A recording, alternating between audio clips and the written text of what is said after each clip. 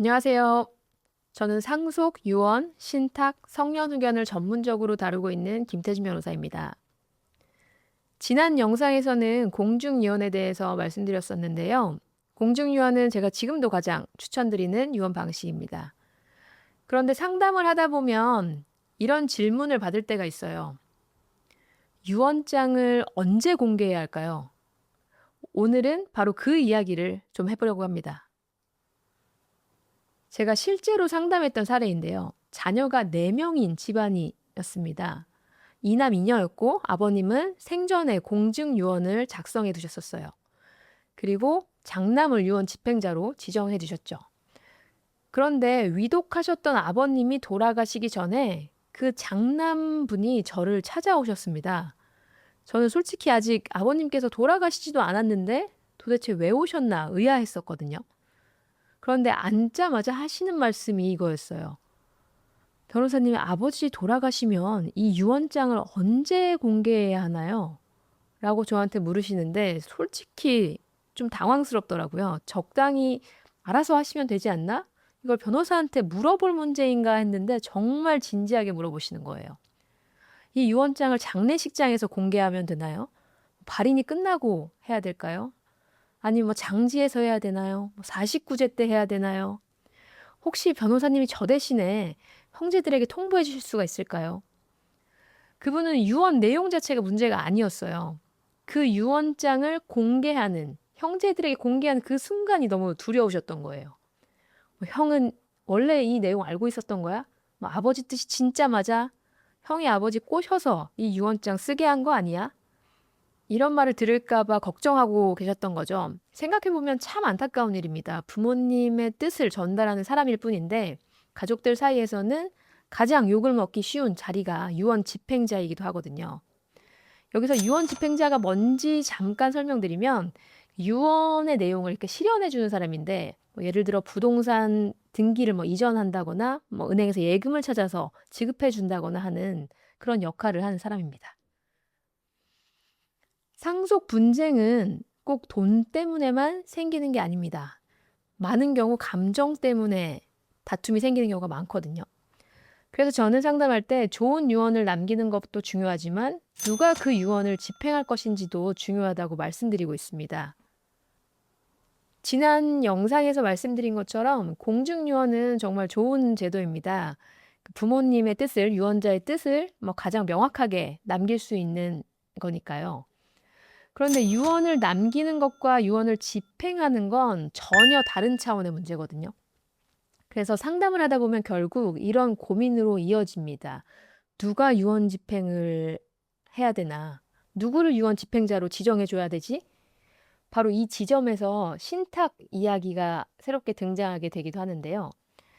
많은 분들이 신탁이라고 하면 부자들의 상속 상품 정도로 생각하시는데 제가 생각하는 신탁의 가장 큰 장점은 따로 있습니다. 바로 이 집행 부분이에요. 유언장에는 얼마든지 써놓을 수 있죠. 누구에게 얼마 주고 어떤 재산 누구에게 물려줄지 마음대로 유언자 마음대로 정할 수 있습니다. 그런데 막상 유언자가 사망한 뒤에 그 누군가 그 일을 실행해 줘야 되고 그 실행을 하는 사람이 유언 집행자인데 신탁은 그 유언 집행자의 부담을 줄여줄 수 있습니다. 쉽게 말하면 유언 집행자 역할을 하는 자녀 대신에 금융기관과 같은 수탁자가, 즉 재산을 미리 맡아놓은 사람이 정해진 신탁 계약 내용대로 재산이 이전되도록 하는 법적 장치가 신탁이라고 보시면 됩니다. 그런데 제가 현장에서 느끼는 신탁의 진짜 장점은 또 다른 곳에 있기도 한데요. 상속은 죽은 뒤에 사망 이후의 문제지만 치매는 살아있는 동안의 문제이기 때문이에요. 실제로 상담을 하다 보면 이미 자녀들이 부모님의 통장 관리를 하고 건물 관리도 하고 있고 병원도 모시고 다니는 경우가 상당히 많죠. 그런데 어느 날 치매가 오면 상황이 완전 달라집니다. 은행 업무 자체가 막히고 부동산 관리나 처분도 불가능해집니다. 그래서 이를 해결하기 위해서 성년후견을 신청해야 되는데 성년후견을 하면 비용이나 시간도 많이 들거든요. 그래서 요즘에는 미리 신탁을 활용해서 재산관리 구조를 만들어두는 경우가 점점 많아지고 있습니다. 제가 상담했던 분 중에 정말 특이한 사례를 하나 말씀드리면 80대 중반의 할머니셨는데 보통 이 정도 연세에 신탁 상담을 하러 오시면 상속 이야기를 많이 하시거든요. 그런데 이 할머니는 앉자마자 이런 말씀을 하시는 거예요. 변호사님, 나는 보이스피싱이 너무 무서워서 신탁을 하려고. 무슨 얘기인가 봤더니 당시에 SK텔레콤에서 뭐 수십만 명 개인 정보 유출된 그런 큰 사건이 있었습니다. 그래서 이 할머니는 내 개인 정보를 다 털렸으니까 분명 보이스피싱 전화가 엄청나게 올 거다.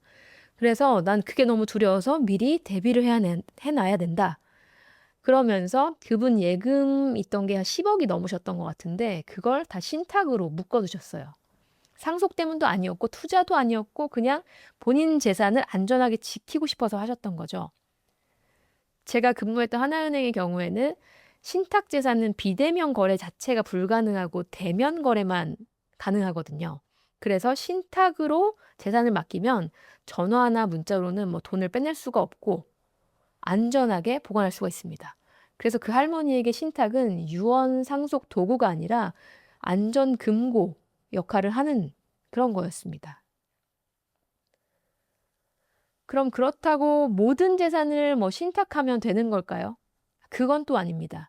실무에서는 신탁에 담기, 신탁 재산으로 담기가 어려운 재산도 뭐 몇 가지 있습니다. 대표적으로는 뭐 재건축 아파트 같은 경우에는 조합원 지위나 현금 청산 문제가 얽혀 있기 때문에 신탁이 어렵고요. 농지도 마찬가지입니다. 농지법상 농업인이 아니면 농지를 소유할 수가 없기 때문에 수탁자가 뭐 금융기관이거나 농업인이 아니라면 신탁 자체가, 설계 자체가 어렵습니다. 그래서 현실에서는 공증유언만 하는 경우도 있고 뭐 신탁을 함께 활용하는 경우도 있고요. 아니면 신탁만 하시는 경우도 있습니다.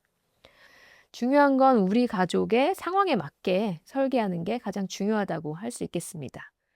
처음 사례로 다시 돌아가 볼게요. 제가 말씀드렸던 그 장남부는 유언장을 언제 공개해야 하는지, 뭐 변호사가 대신 공개해 줄 수 없는지 엄청난 부담을 느끼고 있었는데요. 그렇다면 꼭 자녀만이 유언 집행자를 해야 될까요? 그건 반드시 그렇지는 않습니다. 요즘에는 뭐 믿을 만한 변호사나 뭐 법무법인을 유언 집행자로 지정하시는 분들도 점점 늘어나고 계세요.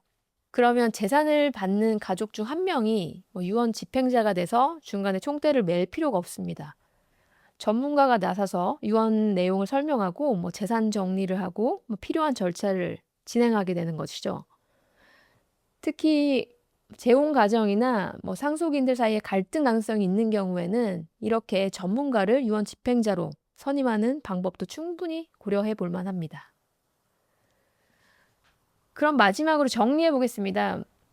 정리하면 공증유언과 신탁은 뭐 경쟁 관계가 아니다. 오히려 서로를 보완하는 관계에 가깝습니다. 그래서 중요한 것은 내 사정에 맞춰서 우리 가족의 상황에 맞는 방법을 적절하게 선택하는 것인데요. 다음 시간에는 많은 분들이 궁금해하시는 은행이나 증권사에서 이루어지는 유언 내용 신탁과 가족들 간에 이루어지는 가족 신탁에 대해서 실제 사례를 중심으로 말씀드리도록 하겠습니다. 감사합니다.